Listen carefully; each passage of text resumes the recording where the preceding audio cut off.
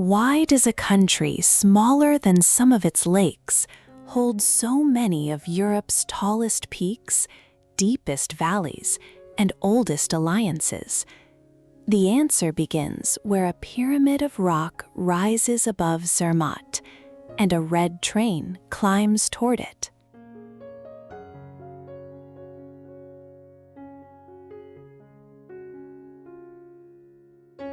The Matterhorn stands at nearly 4,500 meters, its pyramid shape carved by glaciers and erosion over millennia. Zermatt sits below it, a town where combustion engines are banned and only electric vehicles and horse-drawn sleighs use the streets.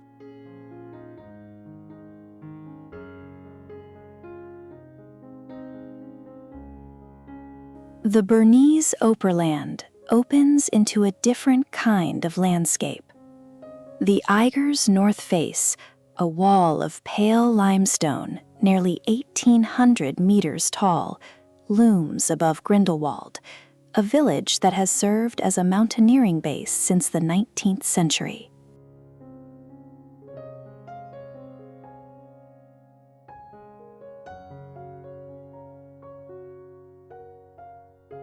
Wooden chalets with wide eaves and dark timber walls dot the slopes below the Eiger. Farmers here still graze cattle on high meadows in summer, moving herds up from the valley floor in May and bringing them down before the first snow.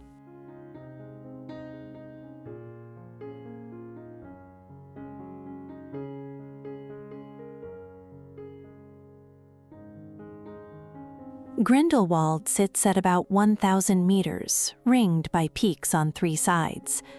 Tourism here began in the late 1700s, when British climbers arrived to attempt routes up the surrounding summits. Hotels replaced farmhouses along the main street, though the oldest buildings, heavy stone and timber structures with shingled roofs, still stand among them. Above the village, alpine meadows climb toward ridges, where the rock turns gray and bare, and patches of snow linger through the year, even at lower elevations.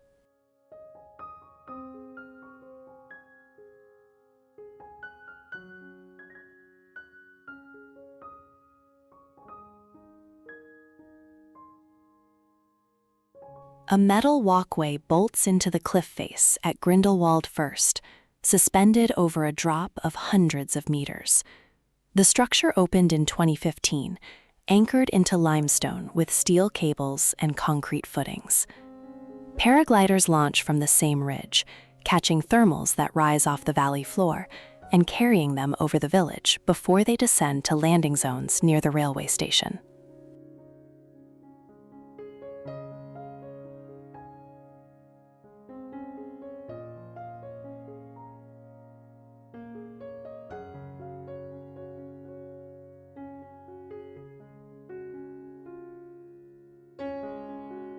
The Lauterbrunnen Valley cuts through limestone for about 1 kilometer in width and several kilometers in length, its walls rising nearly 300 meters on either side.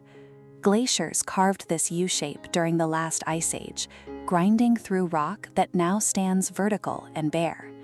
The village of Wengen clings to the eastern wall above the valley floor, reachable only by cogwheel railway. No private cars are permitted there. Below, farmers cut hay from the meadows between the cliffs and the river.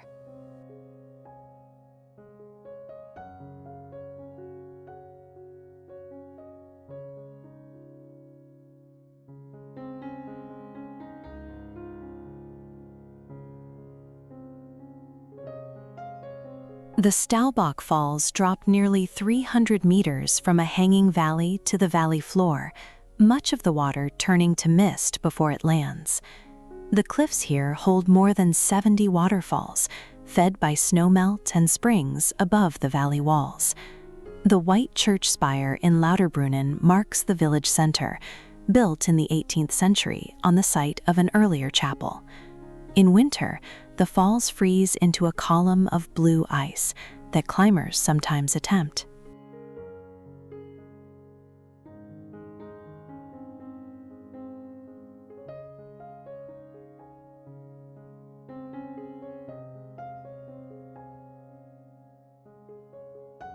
Interlaken means between lakes. Lake Brienz to the east, Lake Thun to the west, connected by the Aar River. A monastery founded here in the 12th century controlled the surrounding land for centuries. The stone church still stands, its twin towers visible across the flat fields that separate the town from the water.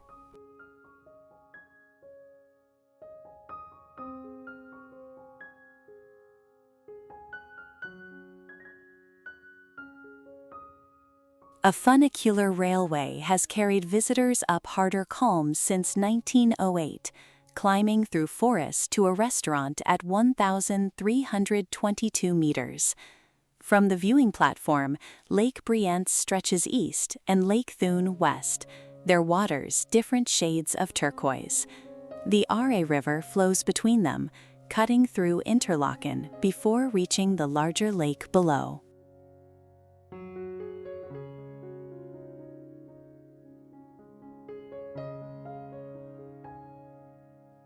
The Reuss River flows through Lucerne, draining Lake Lucerne into the Aar. Along its banks, the Jesuit church rises with two green-domed towers, completed in 1677, one of the first large Baroque churches built north of the Alps. The old town follows the river's curve, its guild halls and merchant houses painted with frescoes that date to the Renaissance. Geraniums hang from the bridges in summer, spilling color onto the water below.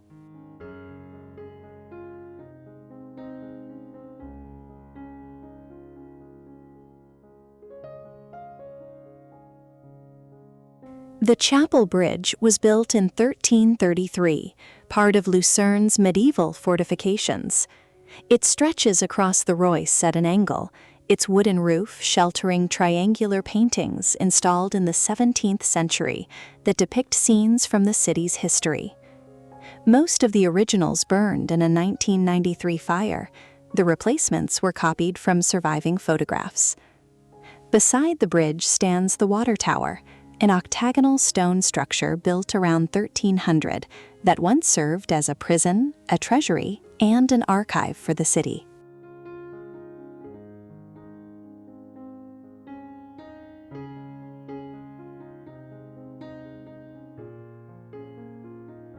Lake Geneva is the largest body of water in the Alps, about 73 kilometers long and reaching 310 meters in depth. The Rhone River enters at its eastern end and exits at Geneva, where the current is strong enough to power the city's first hydroelectric plants. The Jet d'Eau fountain, originally a pressure release valve for a hydraulic plant, now throws water 140 meters into the air. Geneva itself has hosted international organizations since the League of Nations established its headquarters here in 1920, after the First World War.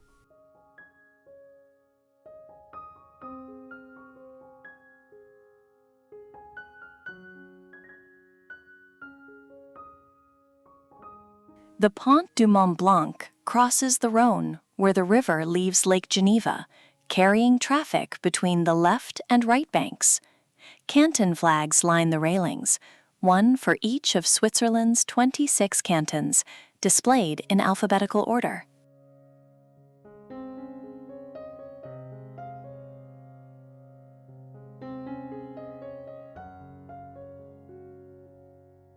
Zurich is Switzerland's largest city, built along both banks of the Limmat River, where it flows from Lake Zurich.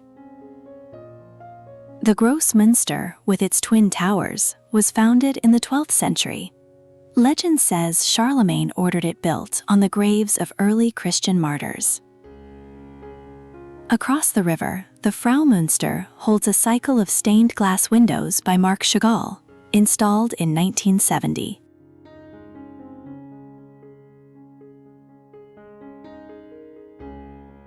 Basel sits where Switzerland, France, and Germany meet, and the Rhine River divides the city into two halves. The Basel Münster rises above the north bank, built from red sandstone quarried locally. Its two towers, called Martinsturm and Georgsturm, were completed in the 15th century. and the roof is tiled in glazed ceramics that form geometric patterns of red, white, and green. The cathedral was originally Catholic, but became Protestant after the Reformation in 1529. Its cloister still stands, with carved capitals from the 12th century.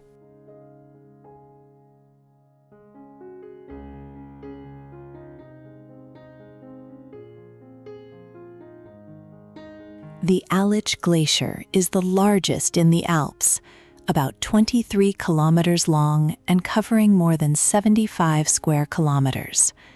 4 glaciers feed into it at the Concordia confluence, where the ice reaches nearly 900 meters deep.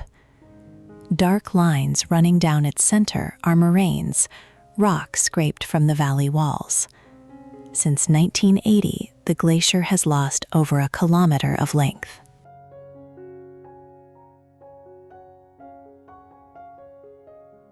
The Rhine Falls are Europe's largest plain waterfall, about 150 meters wide and 23 meters tall.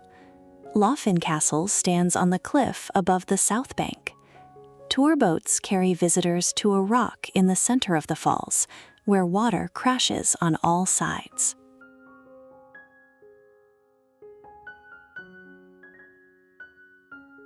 A Swiss flag flies from a pole on the central rock, marking the midpoint of the falls. The water here runs fastest in early summer, when snowmelt from the Alps feeds the Rhine and pushes the river's volume to its annual peak.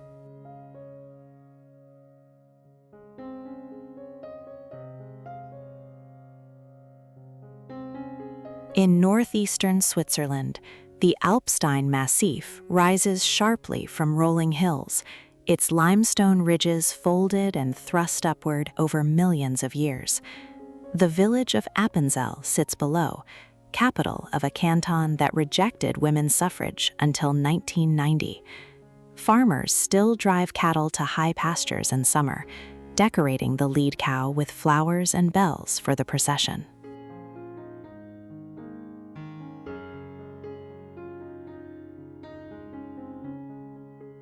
Sealpsee sits at about 1,140 meters, reached only by a hiking trail that climbs from the valley below. The lake is fed by snowmelt and underground springs, and its water stays cold through summer. Small wooden huts line the shore, some used by farmers who graze cattle on the surrounding meadows and carry milk down the mountain on foot.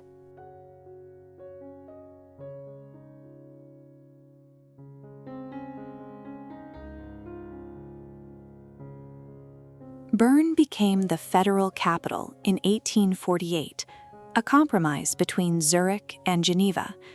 Its medieval old town sits inside a sharp meander of the Aar, a natural moat on 3 sides. The streets follow a 12th century grid, lined with arcades sheltering shops and passageways.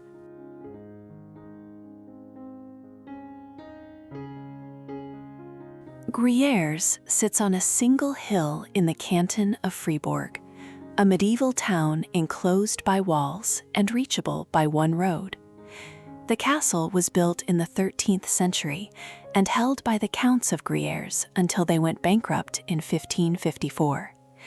The surrounding region produces the cheese that carries the town's name, aged in cellars cut into sandstone.